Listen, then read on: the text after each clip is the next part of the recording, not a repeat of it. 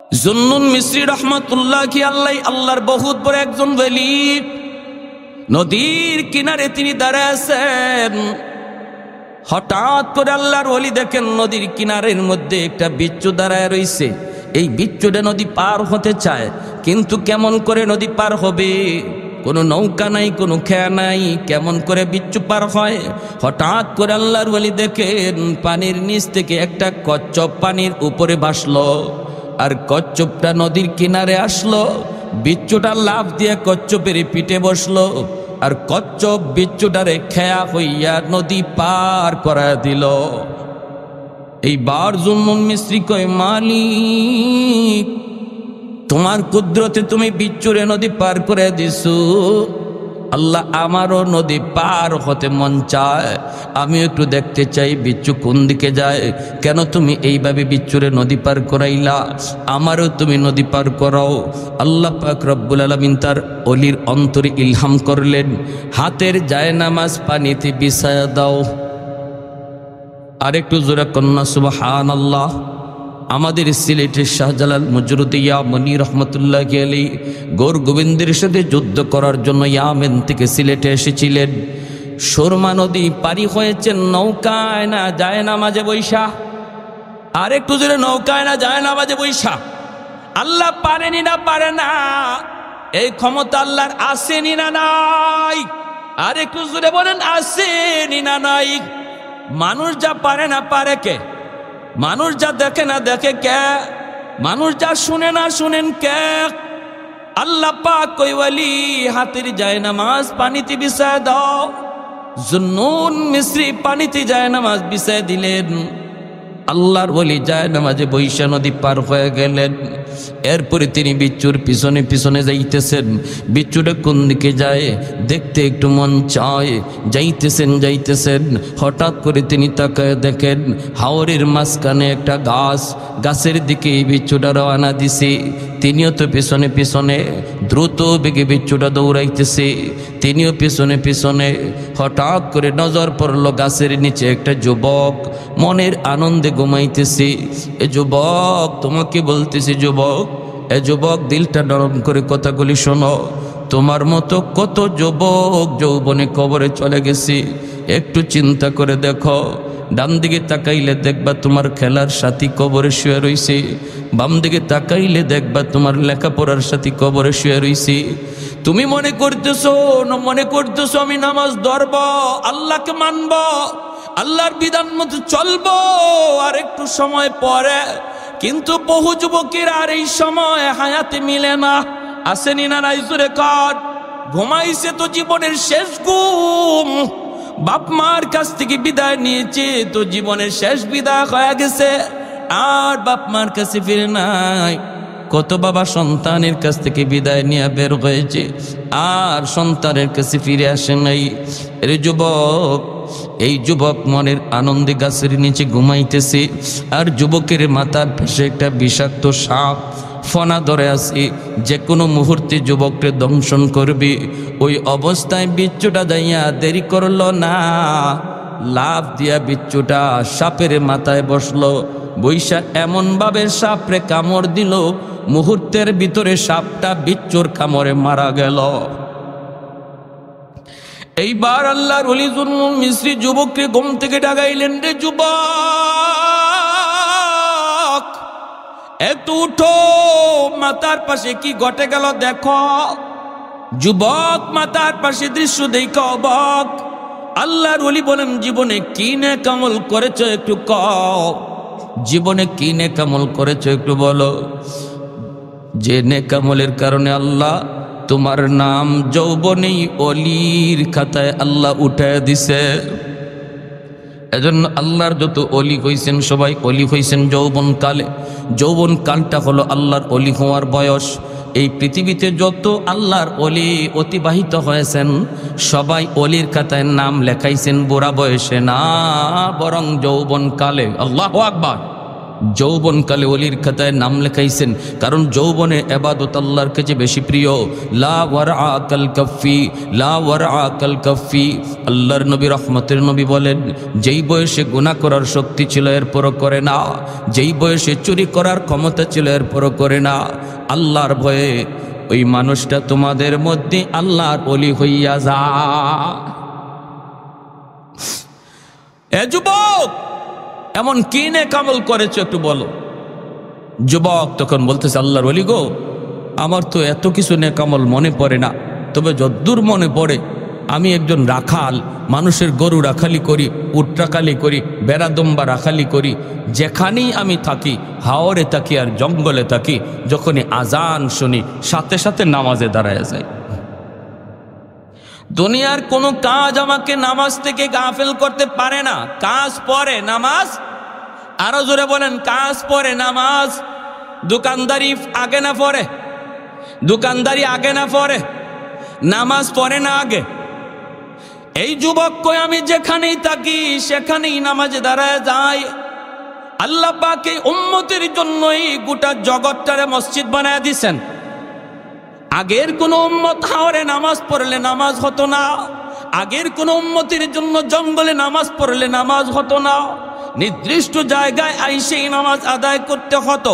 কিন্তু আমার আপনার নবী, মায়ার নবী আল্লাহর কাছে আবদার করলেন, মালিক এই যদি হয় তোমার সিদ্ধান্ত, তাহলে আমার আখেরি উম্মতগুলি তারা কেমনে নামাজ আদায় করবি? আমি নবী তো চলে আসব, আমার উম্মতের উলামায়ে কেরাম তারা তো আমি নবীর দায়িত্ব নিয়া তারা তো দেশে দেশে ঘুরবে, দেশে বিদেশে ঘুরবে। এমনও তো আছে আমার একজন উম্মত আলেম না, কিন্তু আমার একটা হাদিস জানছি, এটা জানানোর জন্য সে আরেক দেশে রওনা দিছি। সে তখন বিমানে, সে তখন জাহাজে, মালিক নির্ধারিত জায়গায় নামাজ পড়লেই যদি নামাজ হয়, আমার উম্মতের হালত কি হবে? এমনি আল্লাহকে, বন্ধু আমি আল্লাহ তোমার উম্মতের জন্য গোটা জগৎ মসজিদ বানায় দিলা। যেখানেই দাঁড়াবে ওই জায়গাটাই মসজিদ হয়ে যাবে, যেখানেই দাঁড়াবে সেখানে আমি আল্লাহ নিজে হাজির হয়ে যাব। এই মেরাজের মাস গেল, মেরাজের মাস শাবান মাস শুরু হয়ে গেল। আল্লাহর পক্ষ থেকে স্পেশাল যে পুরস্কার হাদিয়া আনছেন সেটা হলো নামাজ। কোন কথা কইয়া কই, মালিক আমি তো তোমার সাথে দেখা করলাম, কিন্তু আমার উম্মত তোমার সাথে দেখা করবে কেমনে, কথা বলবে কেমনে? আল্লাহ আমি তো কথা বললাম, উম্মত কেমনে কথা বলবে?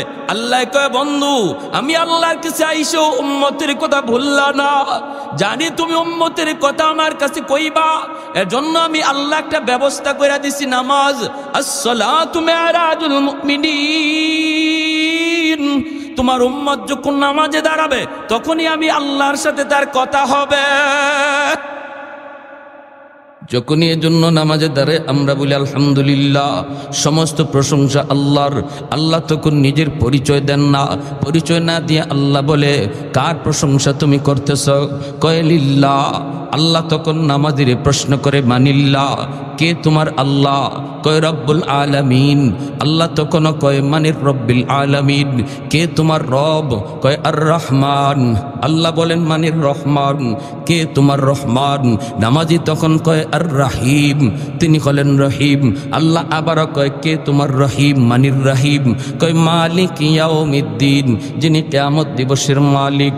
এতগুলি প্রশ্ন আল্লাহ নামাজিরে করলেন, জবাব নামাজি নামাজের মধ্যে দিল, অথচ নামাজি কে প্রশ্ন করে তারে চেনে না, আর আল্লাহ তার পরিচয় তারে দেন না।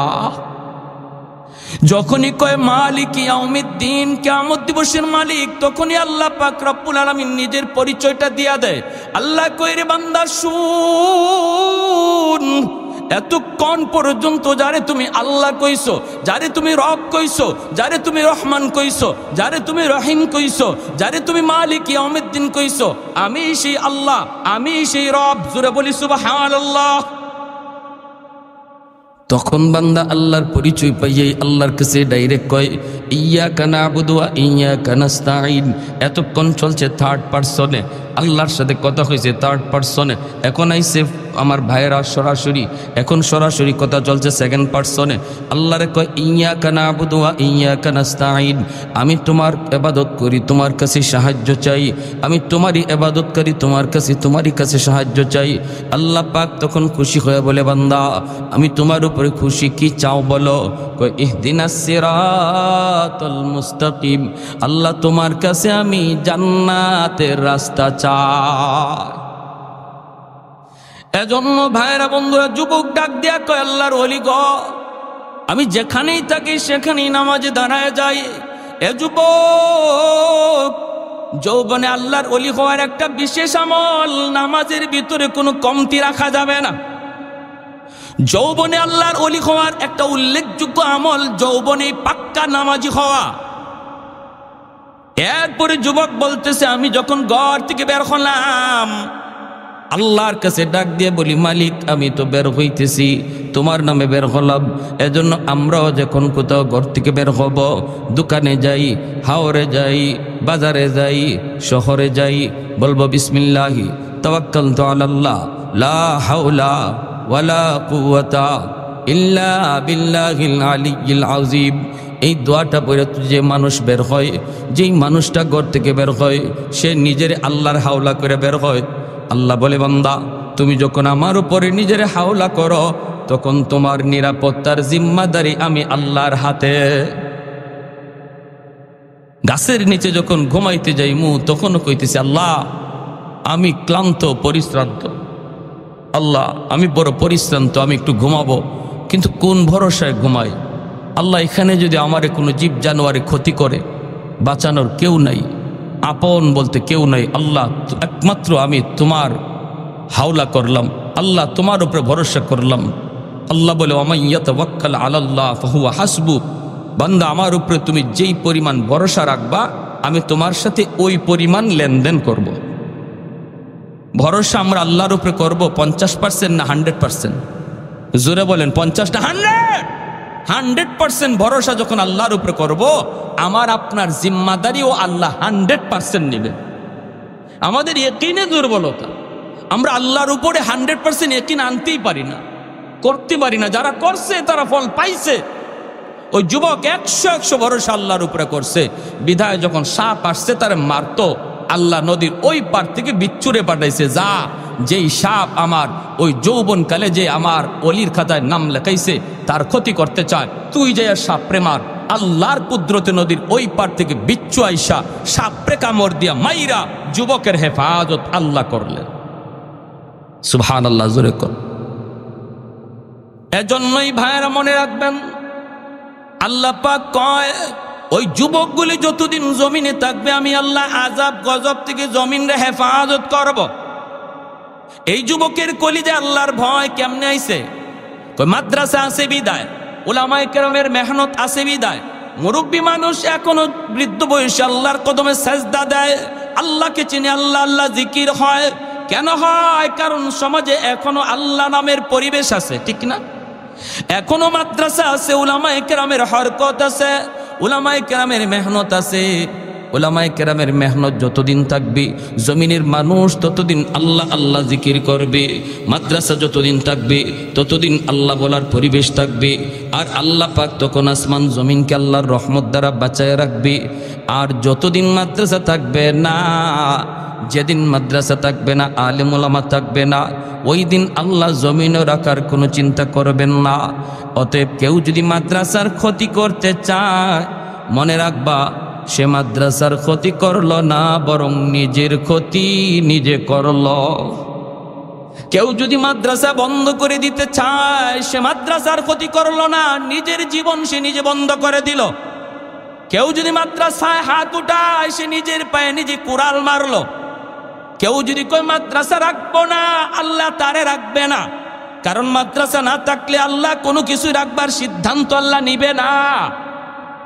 আমরাও দেখেছি বাংলার জমিনে যেই মাদ্রাসার বিরুদ্ধে কথা বলেছে, উলামায়ে কেরামের বিরুদ্ধে কথা বলেছে, মাদ্রাসার প্রয়োজন নাই, মাদ্রাসার দরকার নাই, মৌলবীদের কোনো প্রয়োজন নাই, একজনও জাগাতে নাই।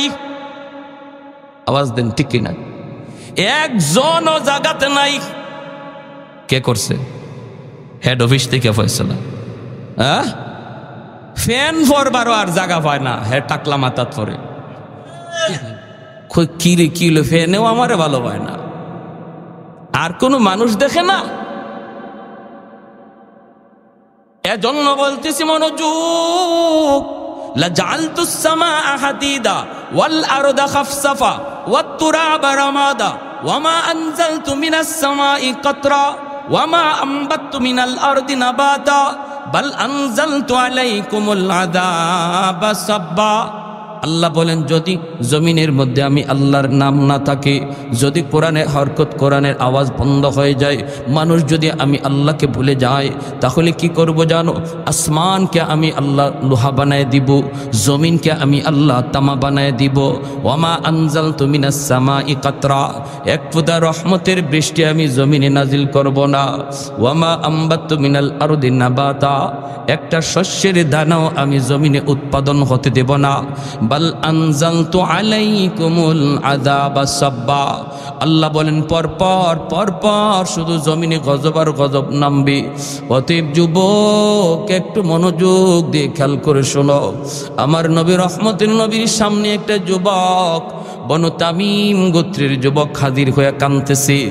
এ যুবক একটু মনোযোগ দিয়ে দিলের কান দিয়ে কথাগুলি শোনো। তোমার মতো একজন যুবক আমার মায়ার নবীর সামনে চোখ দিয়া পানি জড়ায় জড়ায় কান্দে আর কয়, নবী গো আমি বড় অস্থির, আমি বড় পেরেশান।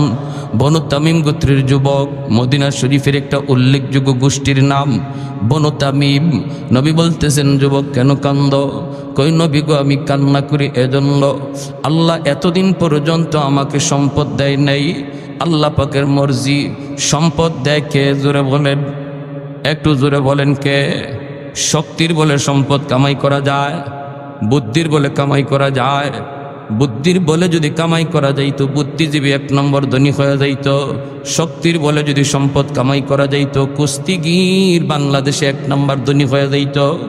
যুবক বলে, গো আল্লাহর নবী, আল্লাহ আমাকে এমন সময় সম্পদ দিয়েছে যেই সময়টাতে আমার বাবা দুনিয়ায় নেই, আমার মা দুনিয়াতে নাই। আমি শিশুকালে দেখেছি গো নবী, আমার আম্মা কত কষ্ট করছেন, আমার আব্বা কত কষ্ট করে করে আমাকে লেখাপড়া করাইছেন, কিন্তু আমি সংসারে হাল ধরতে পারি নাই। 1 বেলা মা খাইছেন, 2 বেলা উপাস ছিলেন। ঈদের দিনে আমার আম্মা কোন রকম আমার আব্বাকে লইয়া একটা কাপড় কিনা দিছেন, কিন্তু আমি দেখেছি আমার বাবার গায়ে পুরাতন লঙ্গি, আমার মার পরনে ছিঁড়া কাপড়। এরপর আমার মার মুখে হাসি, বাবার মুখে হাসি। চিকিৎসাটাও আমি শেষ বয়সে বাপ মার করাইতে পারি নাই। ওগো মায়ার নবী, এখন আমার টেনশন হলো, কান্না হলো। এখন আমি পয়সা দিয়ে কি করব? রাতের বেলা আমি ঘুমাই আর পয়সা নিয়ে শুধু কান্দি, ও মালিক টাইম মতো তুমি আমাকে পয়সা দিলা না।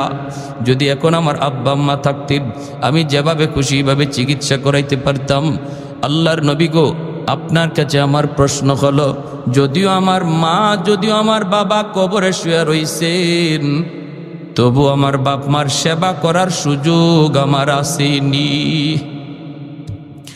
মায়ার নবী বলেন, 5টা কাজ কইরো, তোমার খেদমত আল্লাহ কবরে পৌঁছায় দিবে।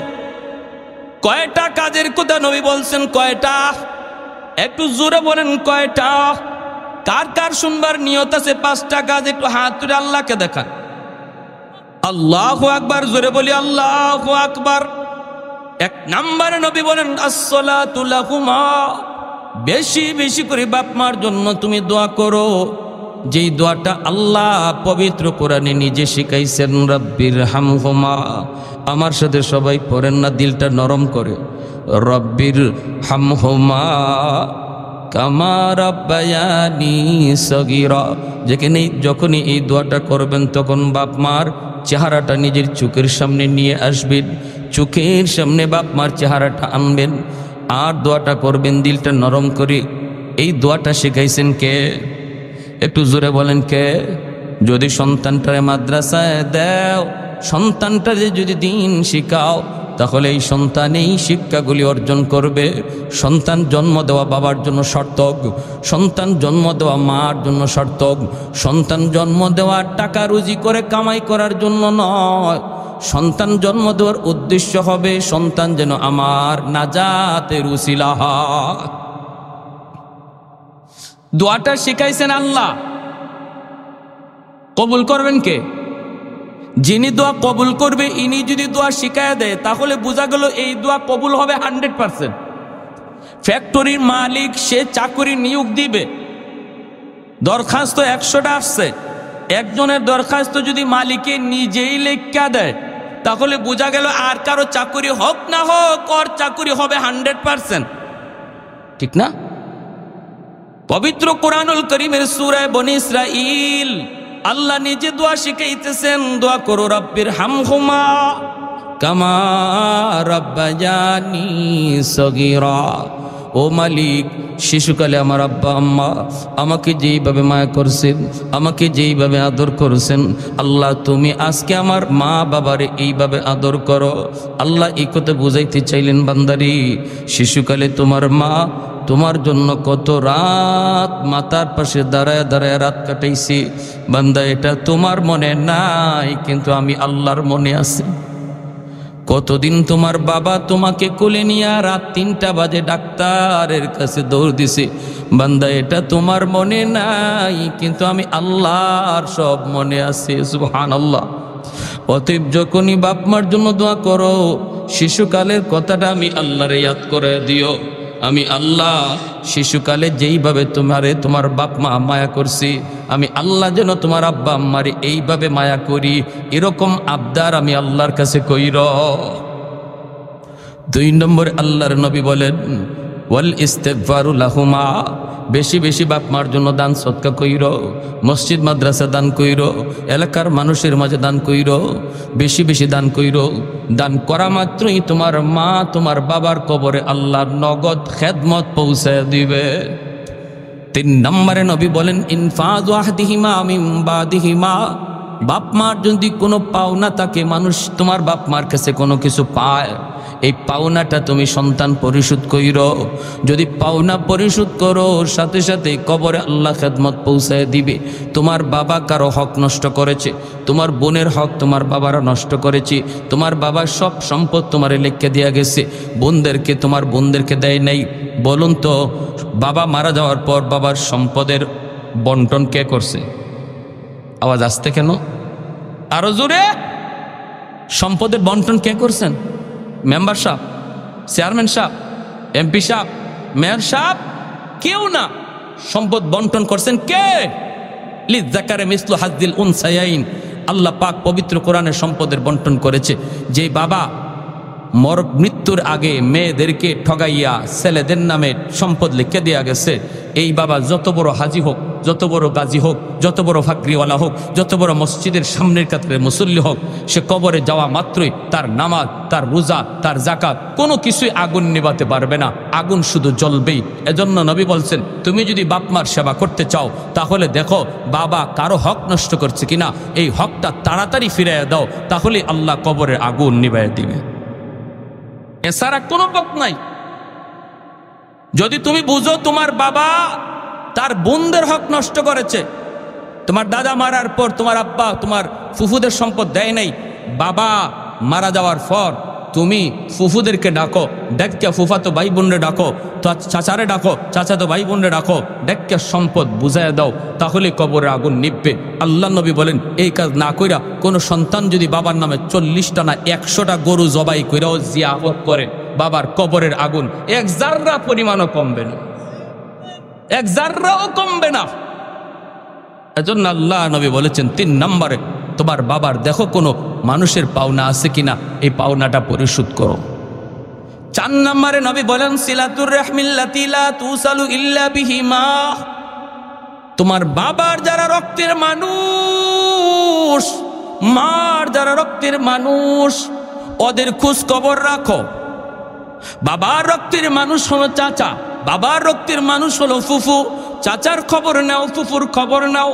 বাবা কবরে শুয়ে আছে, যখনই ফোনটা দিয়া কইবা চাচা কেমন আছেন, ও ফুফু তুমি কেমন আছো, চাচা তো ভাইটারে ফোন দিয়া খবর নিবা, ভাইরে তুই কেমন আছো।